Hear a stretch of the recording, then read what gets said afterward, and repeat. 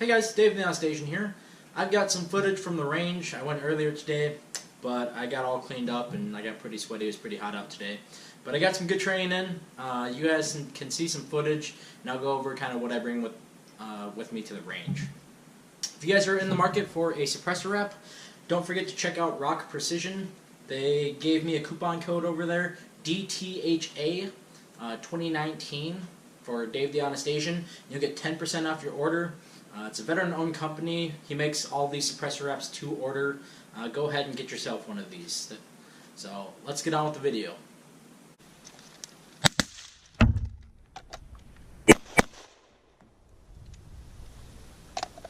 These are my first two shots with my AR pistol, and these are the second two shots with the 9mm.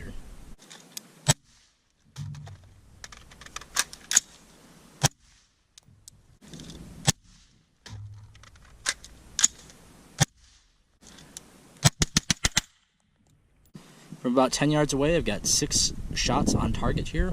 1, 2, 3, 4, 5, 6.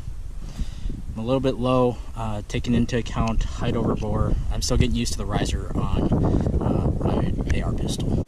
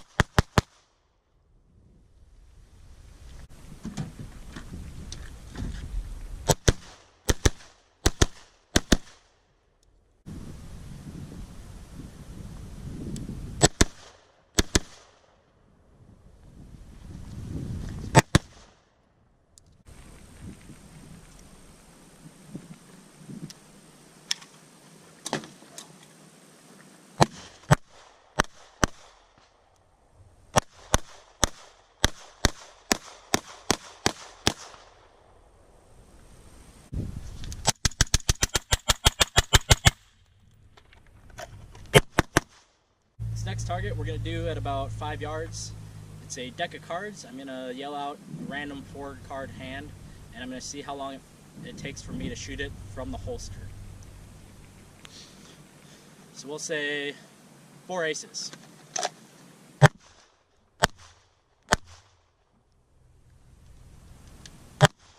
So this is the target. First shot was here. I saw this one right away, and then I went down here. Shot that one. I missed low on that ace, and then the ace of diamonds hit that right there. Alright, we're going to do the same thing about 5 yards. I'm going to do a straight flush. I'm going to say, let's try start ace to 5 of hearts because I missed that target.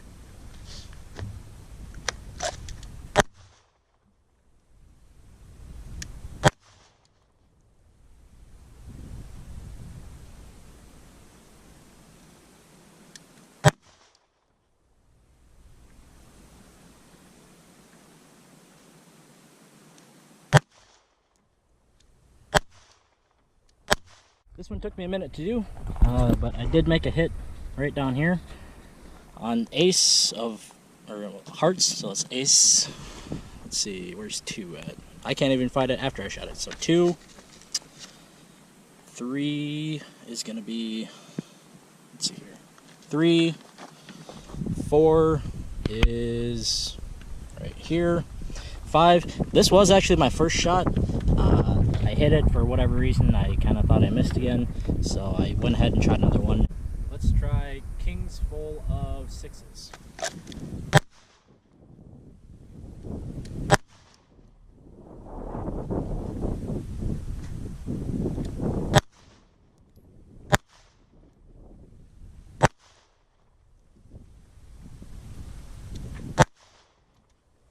King, took 2 shots at this one.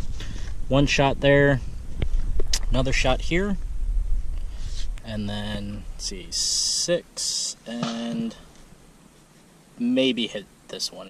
Alright, we're going to do the same thing with the AR. Remember, you have to take into account height over bore, so I'm going to be aiming off the target if I want to make a good center mass hit. So let's say 2 pair 2s and 5s.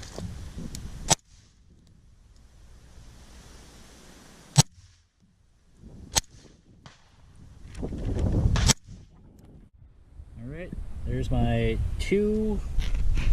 My second 2 was, let's see here, right there. 5, and let's see, 5. So let's go ahead and say flush of spades flush.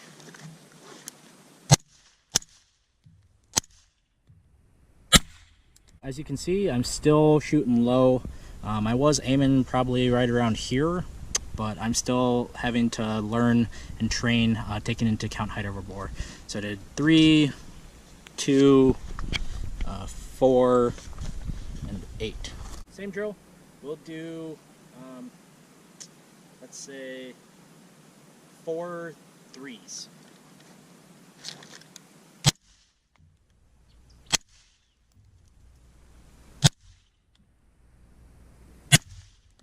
One, 2, 3, and 4. One last time with the AR, we're going to do 4 of a kind of 9s.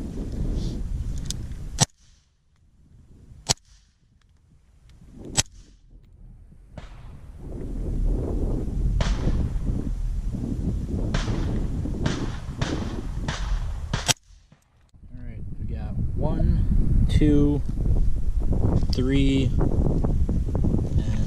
4. Alright guys, while we're waiting for my suppressor to cool down, let's talk about what I'm using for training.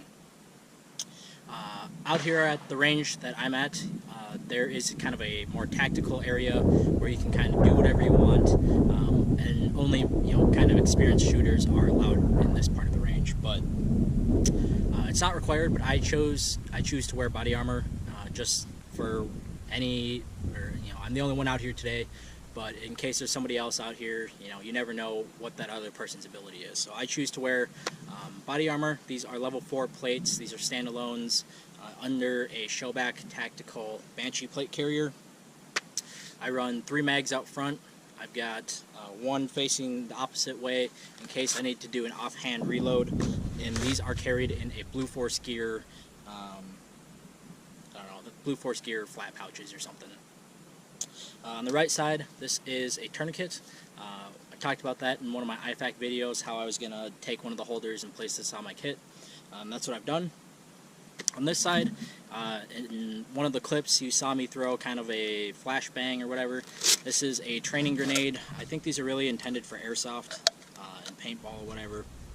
But they work pretty good. Like I said, I'm never really probably ever going to use flashbangs or hand grenades again, but these are always something kind of fun to add to your training, another dynamic.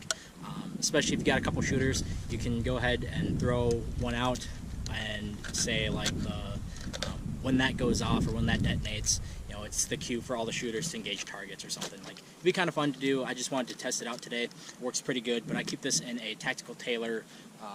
This is an AR magazine pouch, but it fits it perfectly. I run my plate carrier pretty slick. I could attach, my flat pack to it or a Camelback if I wanted to, but since my Jeep's right here, I just chose to use some water bottles that I have in the car. I don't need to.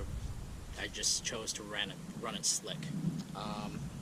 Past that, I've got some Howard Light Impact Sports. These are awesome earmuffs. They're electronic. They filter out kind of the gunshot noise, but it amplifies kind of ambient noise, so it makes it really easy to talk to each other and communicate out here on the range. My belt setup, I got a Glock 19. This is, I think I've done a review on this. If not, I'll get to it. But I've got a TLR1 and a Glock 17 magazine in here. This is the MOS version. I decided to take my red dot off just because it's kind of a pain to have to relearn how to shoot. So I'm still working on that, but today I wanted to practice more fundamentals than learning a new aspect of a firearm. And this is in a Safariland ALS holster. I don't exactly remember the model name, but I can post that in the description.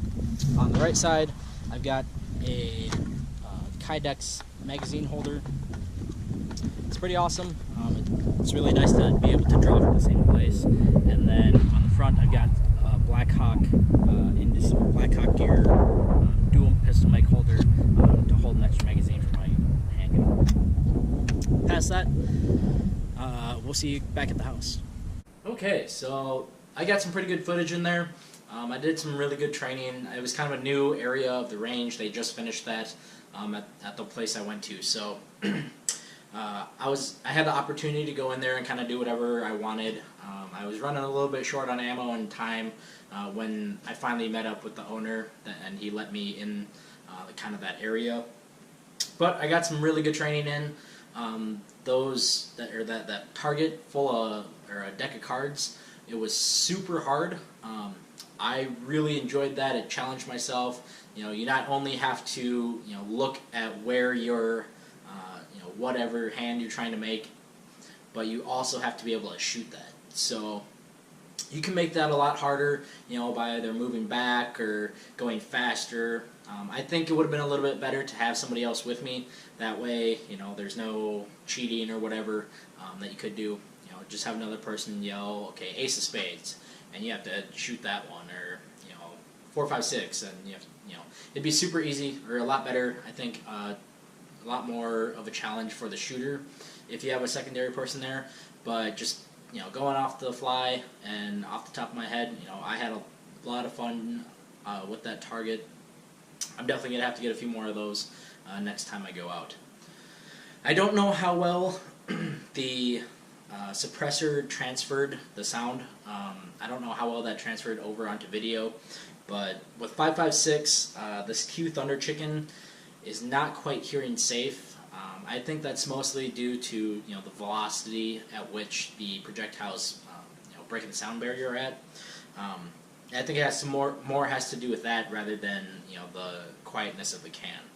But you could do it if you had to, and you're not going to be super disoriented. But my ears were ringing a little bit when I shot it a few times without ears on. But past that, I was doing some pretty fast repetitions, or pretty fast strings of fire. Suppressor wrap held up great. I'm not seeing any baffle strikes or any issues with the suppressor at all.